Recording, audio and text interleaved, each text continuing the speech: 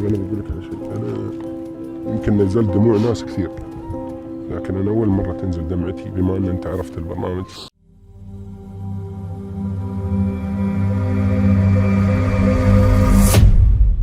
السلام عليكم. في هذا المقطع سنعرض لكم أقوى اللحظات التي أثرت بالشاب غيث مقدم برنامج قلب اطمئن، وجعلته يبكي لأول مرة بعد 3 سنوات من تقديم البرنامج دون أن يبكي مرة واحدة، وسنعرض لكم سبب بكائه المؤثر، فلنتابع سوية. ولكن قبل بدء المقطع لا تنسوا وضع إشارة الإعجاب دعما له والاشتراك بالقناة. بعد انتشار برنامج قلب اطمئن في كل مكان ودخوله لكل بيت من بيوتنا، أصبح الشاب الإماراتي غيث الشخصية المفضلة للكثير منا، وذلك بعد أن أبكى قلوب الكثيرين بكلامه وأفعاله المؤثرة.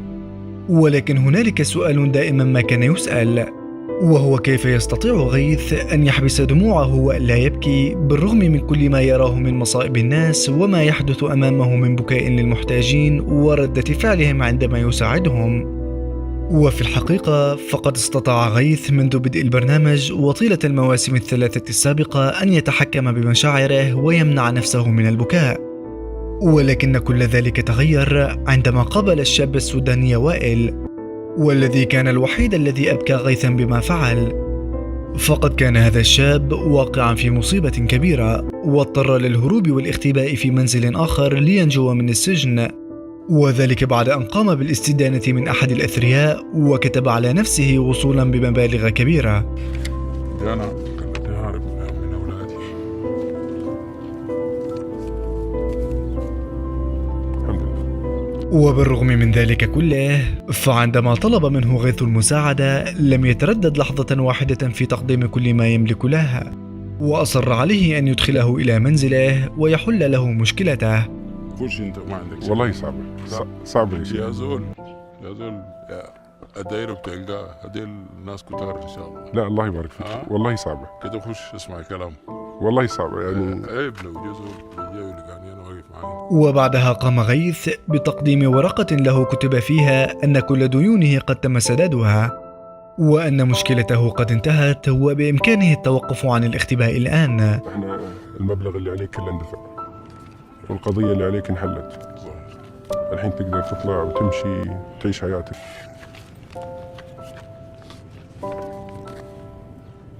وهنا قام الشاب بسؤال غيث عن اسمه، وعندما أخبره باسمه تذكر الشاب أنه قد رآه مرة على التلفاز، وقال جملة مؤثرة أبكت غيث وجعلت دموعه تنهمر لأول مرة في تاريخ البرنامج. انا كل ما اشوفك بدمع، كل ما اشوفك ببكي. انت قادر تعمر ما برايك كده.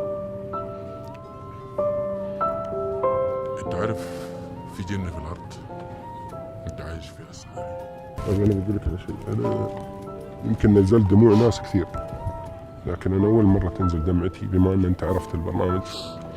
أنا والله بجد والله بجد. طيب أنا لازم أمشي. وكانت هذه من أجمل لحظات البرنامج والتي أبكت الكثير من المتابعين في كل مكان. ولكن السؤال هنا، وبعد شهرة برنامج قلب اطمئن ومعرفة معظم الناس لغيث ولطريقته في الحديث مع الناس واختبارهم، هل سيتوقف البرنامج أو يتم استبدال غيث بشاب آخر في الأجزاء القادمة؟ والحقيقة أن ذلك الأمر قد يكون مشكلة بالنسبة لفريق البرنامج، فقد أصبح غيث معروفا لدى الجميع، وفكرة البرنامج الجديدة تقوم على اختبار الناس لإظهار معدنهم الحقيقي قبل مساعدتهم. فكيف سيتمكن غيث من تمثيل الحاجة في الجزء القادم بعد أن أصبح معظم الناس يعرفونه جيدا؟ وكيف سيتأكد أن ردة فعل الناس عليه حقيقية وأنهم لا يقومون بتمثيل الطيبة بسبب معرفتهم بأن الذي أمامهم هو غيث؟ نرجو أن ينجح فريق البرنامج في إيجاد حل لتلك المشكلة كي يستطيعوا الاستمرار بعملهم الرائع دون انقطاع ودون تبديل للشاب غيث، والذي تعودنا عليه وأحببناه بشكل كبير. ولا بد من التنويه أن غيث قد أعلن أنه افتتح حسابا جديدا على برنامج تويتر، وسيقوم بالنشر عليه بالإضافة إلى حسابه السابق على إنستغرام، وسنقوم بوضعها لكم هنا. نرجو أن تكونوا قد أعجبتم بما قدمناه لكم في هذا المقطع، وإن أعجبكم المقطع حقا لا تنسوا وضع إشارة الإعجاب دعما له والاشتراك بالقناة، وأخبرونا عن آرائكم في موضوع بكاء غيث في التعليقات، ودمتم بحفظ الله ورعايته.